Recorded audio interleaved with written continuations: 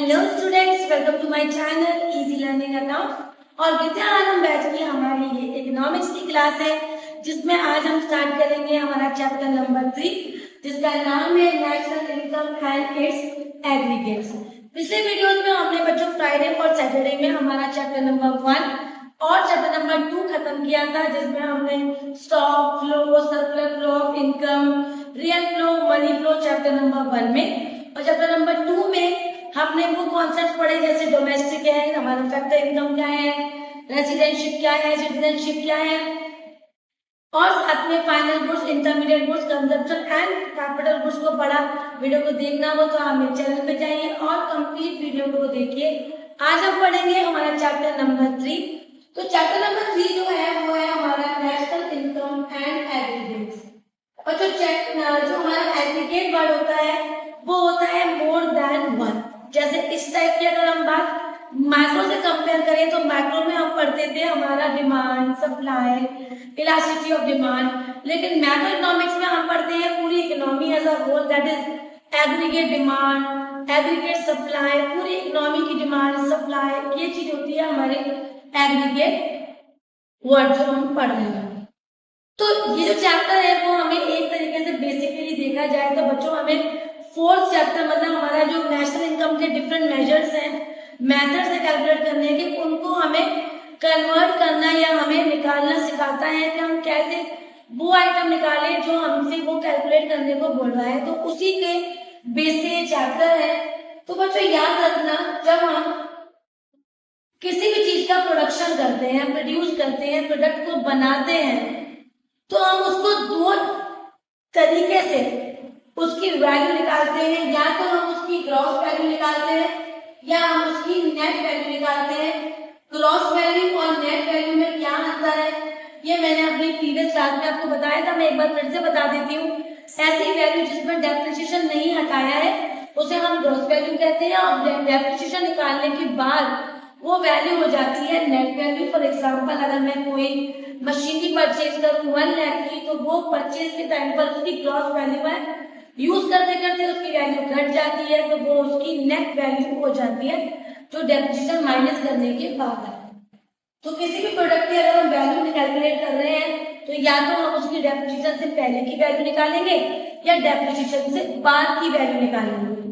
दूसरा बच्चों, या तो हम हमारी कंट्री से जो हमें इनकम जनरेट हो रही है उस प्रोडक्ट की हम वो कैलकुलेट करेंगे, या हम चाहेंगे कि हम उसकी पूरे नेशन से जो हमें इनकम जनरेट हो रही है हम वो कैलकुलेट करें। और साथ में ही ये चीजें हमें इम्पैक्ट डालेंगी कि हम उसकी फैक्टर कॉस्ट क्या है, किसकी प्रोडक्ट की, कि हमने उसे बनाया कितने रुपए में है, कितनी लागत लगाई, कितना कॉस्ट लगाया, और दूसरा आज की उसकी मार्केट प्राइस क्या है, कि कितना मार्केट प्राइस में हम उसे सोल्ड करेंगे मार्केट में। तो इससे हमारा जो नेशनल इनकम के एग्रीगेट्स हैं वो टोटल 8 एग्रीगेट्स हमारे बनते हैं। 8 एग्रीगेट्स बनते हैं नेशनल इनकम को कैलकुलेट करने के। हमारी बुक्स में, हमारे कोर्स में टोटल 8 एग्रीगेट्स दे रखे हैं।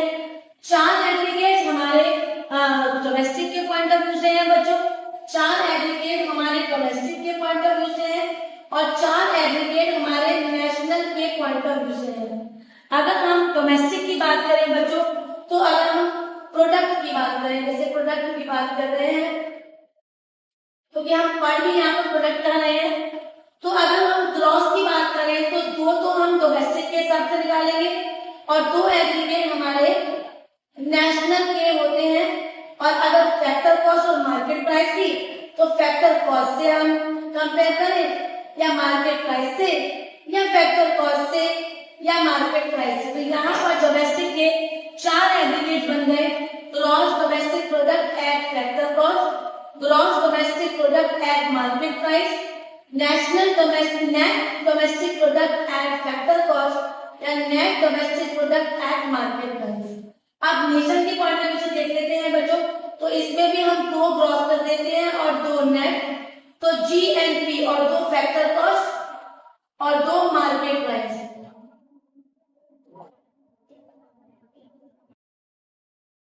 तो ये बन गया हमारा gross national product and factor cost, gross national product at market price, net national product at factor cost, या फिर net national product at market price.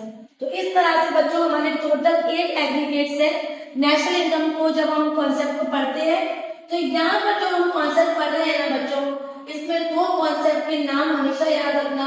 Question calculate करने में हमारा काम आएगा, और वो है हमारा डोमेस्टिक इनकम, और एक होता है बच्चों हमारा नेशनल इनकम। अगर हम सिंबल की बात करें तो हमारा जो डोमेस्टिक इनकम है इसका सिंबल होता है हमारा NPPFC, और नेशनल इनकम की बात करें तो इसका सिंबल होता है NNPFC, NNPFC, ठीक है। और डोमेस्टिक की बात करें तो NDPFC। ये डोमेस्टिक इनकम हो गया बच्चों, और ये नेशनल इनकम का सिंबल हो गया।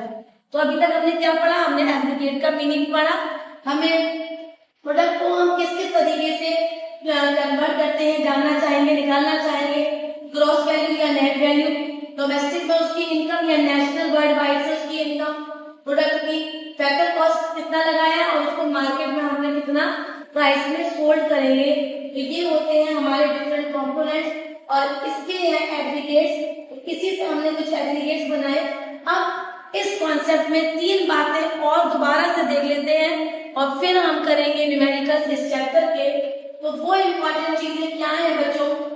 वो है कि अगर बच्चों हमें ग्रॉस वैल्यू है हमारे पास और हम उसकी नेट वैल्यू निकालना चाहेंगे, तो ग्रॉस से नेट पे जाने के लिए हमें डेप्रिसिएशन को माइनस करना होता है, और अगर नेट से ग्रॉस पे जा रहे हैं तो डेप्रिसिएशन को प्लस करना होता है, और डेप्रिसिएशन का दूसरा नाम होता है कंजम्पशन ऑफ फिक्स्ड कैपिटल, या फिर इसको हम रिप्लेसमेंट ऑफ फिक्स्ड कैपिटल भी कह सकते हैं।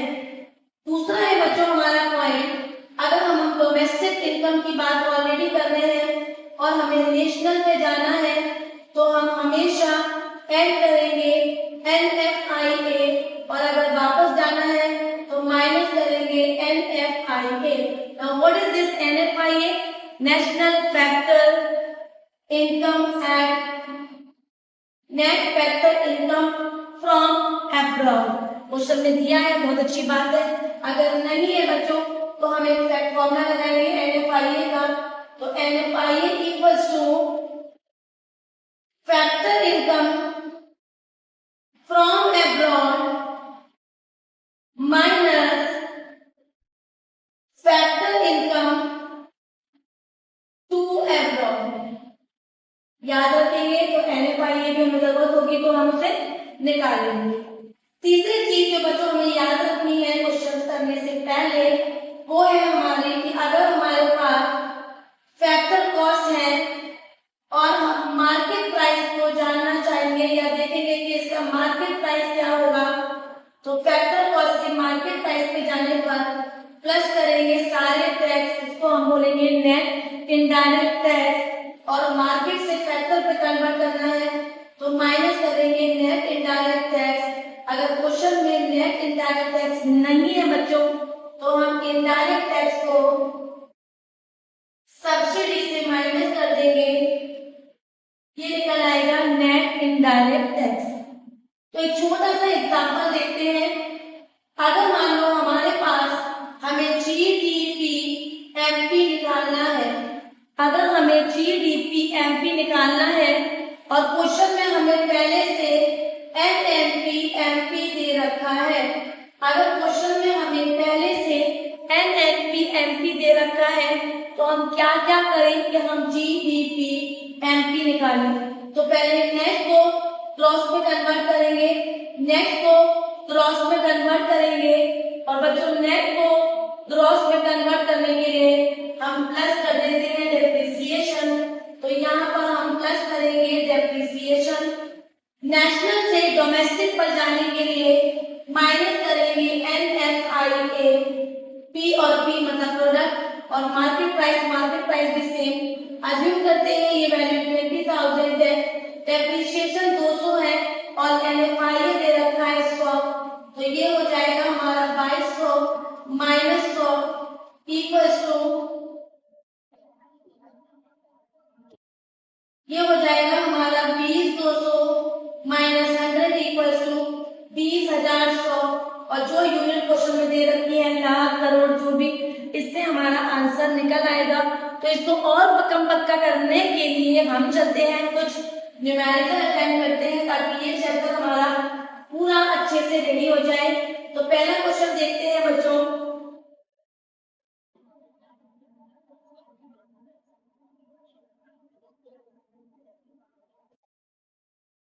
क्वेश्चन कह रहा है NNP-MP निकालो और GNP-FC निकालो।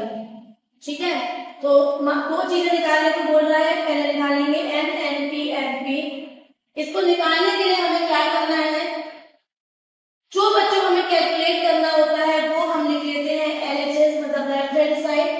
तो हमें NNP-MP निकालना है और क्या देख के निकालना है, NDP-FC को। तो नेट से नेट ऑलरेडी कन्वर्टेड है, डोमेस्टिक से नेशनल पे जाएंगे, प्लस करेंगे NFIA, P और P ऑलरेडी प्रोडक्ट है, फैक्टर कॉस्ट से मार्केट प्राइस पे जाएंगे, फैक्टर कॉस्ट से मार्केट प्राइस पे जाएंगे तो प्लस करेंगे नेट इनडायरेक्ट टैक्स। NDP-FC देख लेते हैं, 96 गिवन है, NFIA हमें दे रखा है माइनस का 1 और नेट इनडायरेक्ट टैक्स है 10, वैल्यू आ गई 96 माइनस 1 प्लस 10, ये हो गया हमारा 95 प्लस 10 इक्वल्स टू 105 और यूनिट दे रखी है करोड़। तो ये हमारा आंसर आ गया। इसी तरीके से अगर GNP-FC निकलवा रहे हैं तो हम लिखेंगे GNP-FC और जिसको देखकर निकालने हैं उसे राइट हैंड साइड पे लिखेंगे NDP-FC। नाउ नेट से ग्रॉस पे जाने के लिए, नेट से ग्रॉस पे जाने के लिए क्या करेंगे बेटा, हमें नेट से ग्रॉस पे जाना है, बैक जाएंगे तो अब हो जाएगा हमारा प्लस डेप्रिसिएशन, डोमेस्टिक से नेशनल पे जाएंगे प्लस NFIA, P और P सेम है, FC भी सेम है, NDP-FC 96 है, कंजप्शन ऑफ फिक्स्ड कैपिटल मतलब डेप्रिसिएशन 12 है और NFIA है माइनस का 1, ये हो गया हमारा 108 माइनस 1 107 इज द आंसर। और यूनिट जरूर लिखेंगे, तो इस तरह से हम कन्वर्ट करेंगे और आंसर को निकालेंगे। अगले क्वेश्चन की तरफ चलते हैं और देखते हैं हमारा अगला क्वेश्चन क्या है। तो नेक्स्ट क्वेश्चन है, कह रहा है कि भाई डेप्रिसिएशन निकालो, बल्कि उससे पहले ये वाला क्वेश्चन करते हैं, ज्यादा सिंपल है, डेप्रिसिएशन भी निकालेंगे बट अभी रुकते हैं।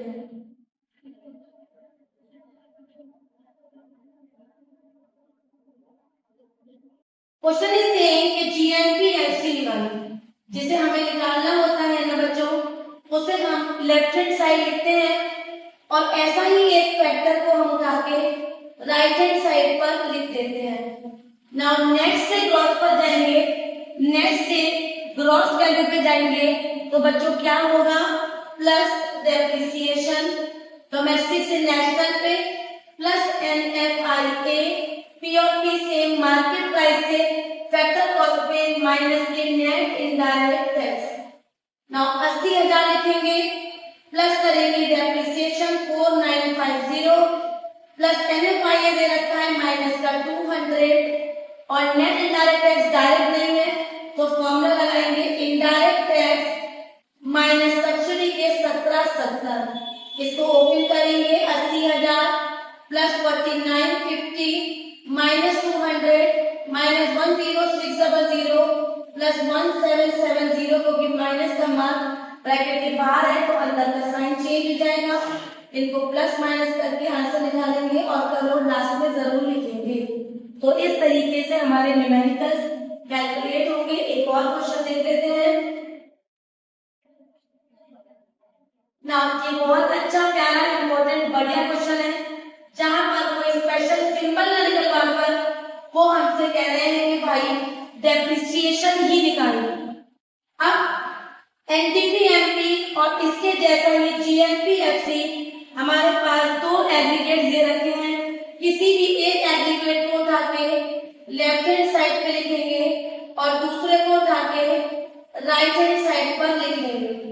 अब कन्वर्ट करेंगे तो क्रॉस से नेट पर जाने पर हम माइनस कर देते हैं डेप्रिसिएशन, नेशनल से डोमेस्टिक पे, नेशनल पे डोमेस्टिक पे माइनस करेंगे NFIA और फैक्टर कॉस्ट से मार्केट प्राइस पे जाने में प्लस करेंगे NIT। Now GDP MP हमें दे रखा है 80,000, GNP MP है 75,420, डेप्रिसिएशन है बेटा हमें निकालना है, सॉरी NFIA हमें डायरेक्ट नहीं दिया तो फ्रॉम एब्रॉड से टू एब्रॉड को माइनस करेंगे, मतलब 500 में से 700 को माइनस करेंगे और NIT भी हमें नहीं दिया तो इनडायरेक्ट टैक्स में से सब्सिडी को माइनस कर देंगे और ब्रैकेट ओपन करेंगे 75,920 minus that minus 500 plus 700 plus 10,600 minus 1770। इस डेप्रिसिएशन को हम राइट हैंड पे लेकर आ जाएंगे, पॉजिटिव हो जाएगा तो depreciation equals to 75,920 minus 80,000 minus 500 plus 700 plus 10,600 minus 1770 plus 10 की वैल्यू को ऐड करके माइनस की वैल्यू को माइनस कर देंगे और हमारा आंसर आ जाएगा। तो ये है हमारा चैप्टर नंबर 3 जिसमें हमने सिर्फ एग्रीगेट्स पढ़े और उनको कैसे कन्वर्ट करते हैं ये सीखा। अब ये चीज जो हम सीखे हैं नेशनल इनकम की मेथड्स को कैलकुलेट करने में हमारे काम आएंगी। तो नेक्स्ट वीडियो में हम नेशनल इनकम स्टार्ट करेंगे, लेकिन सबसे पहले सारे मेथड बताऊंगी मैं आपको कि कौन कौन से मेथड से निकाल लेंगे और उन मेथड के क्या फॉर्मूले हैं। ठीक है बेटा, अगर आपको प्रॉपर मेरी सारी बात समझ में आई हो तो वीडियो को लाइक करें, शेयर बहुत सारे फ्रेंड्स में करें और चैनल को सब्सक्राइब जरूर करें। Bye bye.